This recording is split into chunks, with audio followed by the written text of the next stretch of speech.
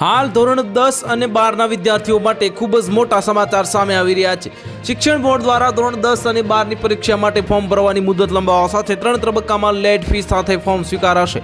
ધોરણ 10 અને 12ના સાયન્સના શનિવારે જે ફોર્મ ભરવાનો છેલ્લો દિવસ હોવાથી 6 ડિસેમ્બર સુધી મુદત લંબાવવામાં આવી છે અને જ્યારે ધોરણ 12માં સામાન્ય પ્રવાહમાં 9 ડિસેમ્બર સુધી મુદત લંબાવવામાં આવી છે।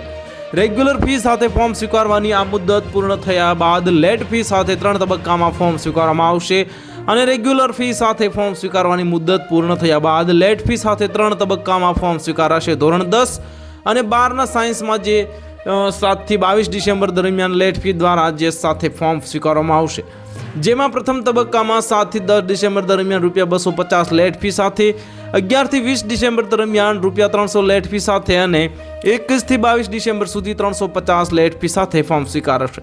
22 ડિસેમ્બર સુધીમાં કોઈ પણ સમયે વિદ્યાર્થીની માહિતીમાં શાળા કોલેજથી સુધારા કરી શકાશે અને વિદ્યાર્થીઓનું પ્રિન્સિપાલ એપ્રુવલ બાકી હોય તે પણ 22 ડિસેમ્બર સુધી કરી શકાશે।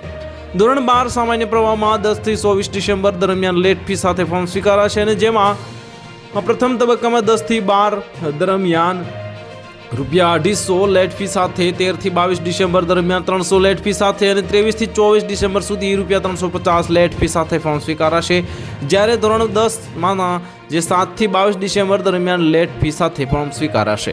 તો હાલ માટે આટલું જ। મળીશું નવી અપડેટ સાથે। જો તમને અમારા વિડીયો પસંદ આવતા હોય તો વિડીયોને લાઇક કરી દેજો, ચેનલને સબસ્ક્રાઇબ કરી બાજુમાં આવેલા બેલ આઇકનને દબાવી દો જેથી તમને આવા સમાચારની અપડેટ મળતી રહે।